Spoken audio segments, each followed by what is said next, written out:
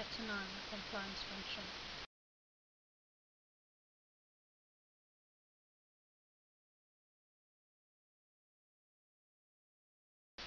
One of the role players in the FASE Act is the Compliance Officer. An FSP must appoint a Compliance Officer to fulfill the functions required by the FASE Act. The FASE Act requires the following in respect of compliance officers and compliance arrangements. 1. An FSP with more than one key individual or more than one representative must appoint a compliance officer to monitor compliance with the Act. 2. Compliance officers must be approved by the registrar. 3. The FSP must establish and maintain procedures for compliance with the Act. And 4. Compliance officers or FSPs must submit compliance reports to the registrar. As with key individuals, the FSP appoints compliance officers and the registrar approves the appointments.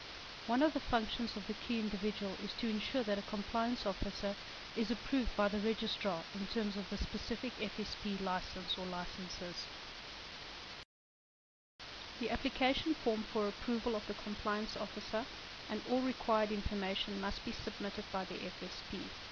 The criteria for approval include qualifications and experience of the compliance officer, sufficient knowledge of the FASE Act, compliance with the fit and proper requirements for FSPs, adequate resources to ensure proper compliance monitoring, as well as direct access to and support from senior management, ability to function independently or objectively, avoid conflict of interest with duties of other employees, internal audit and control and functions of representatives, ability to compile written reports and submit to the FSP, ability to liaise directly with the registrar.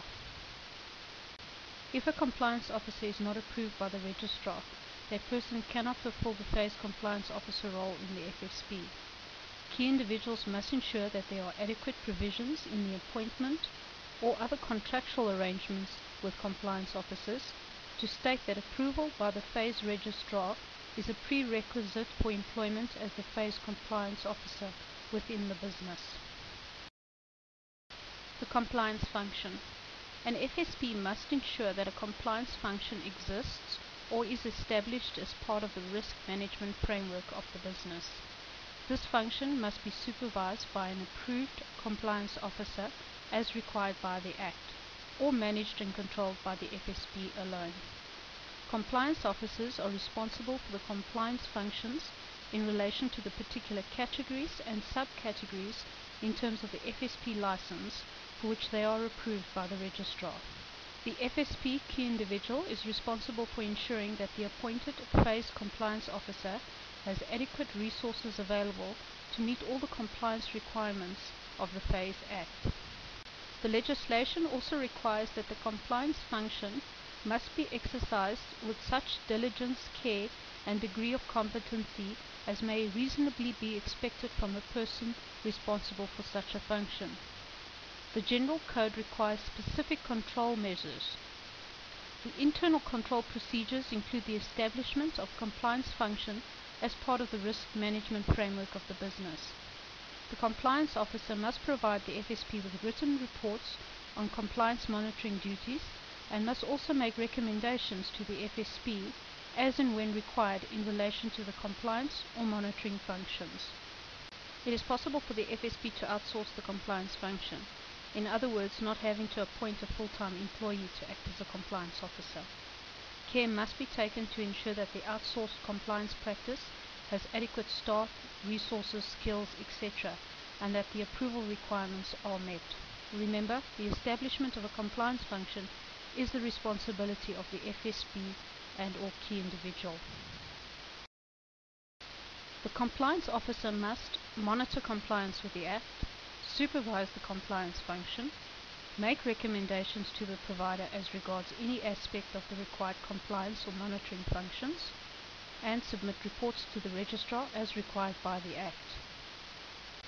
One of the main functions of a compliance officer is to monitor compliance by all the role players with the FASE Act. In compliance terms, monitoring is to 1. Identify and improve weak or vulnerable areas in the business, 2. Ensure that the compliance controls in the business are effective and implemented. 3. Constantly test, review the integrity of the compliance controls. The monitoring duties of the compliance officer must be performed within the scope and application of the categories and subcategories for which the FSP is licensed. The Act also requires compliance officers to supervise. In essence, this means that the FSP is responsible for the establishment of the compliance function, including all the control requirements, and the compliance officer is responsible for all the related compliance functions. The compliance officer must in effect only ensure that the requirements of the Act are met through the procedures, which the FSP or key individual must establish, hence the requirement for the compliance officer to supervise. There must be adequate measures in place to ensure that non-compliance issues identified by the compliance officers are rectified. The compliance officer also has to submit written reports to the FSP on compliance issues relating to the business and make recommendations as required. This should enable both FSP, key individual, and the compliance officer to assess compliance with the FASE Act and to identify and implement remedial steps when required. The compliance officer's report of the FSP must also include reporting any irregularity or suspected irregularity in the conduct of the FSP business of which the compliance officer is aware and that compliance officer regards as material to the registrar. This must also be done if the services of the compliance officer have been terminated by the FSP.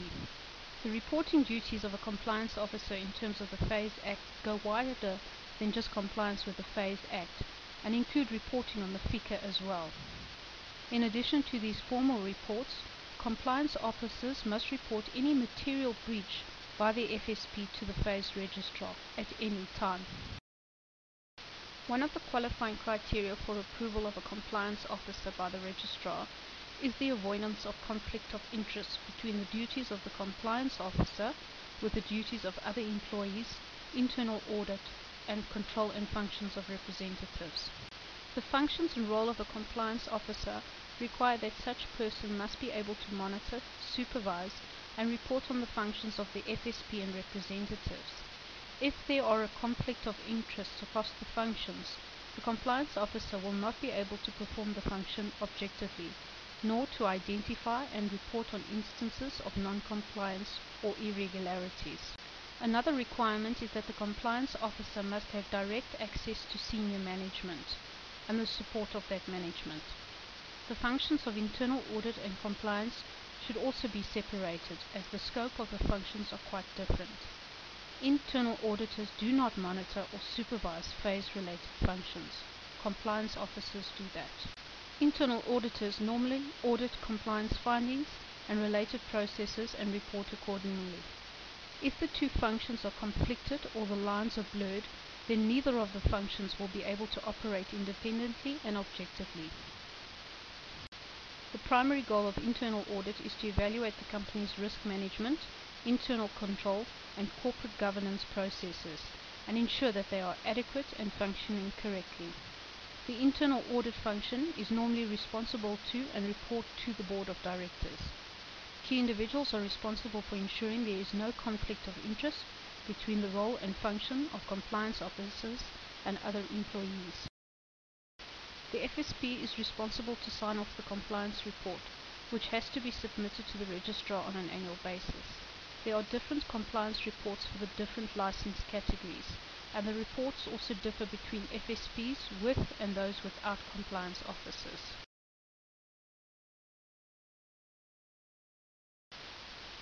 Here is a look at some of the requirements on the report. For a more detailed look at it, please refer to your study material.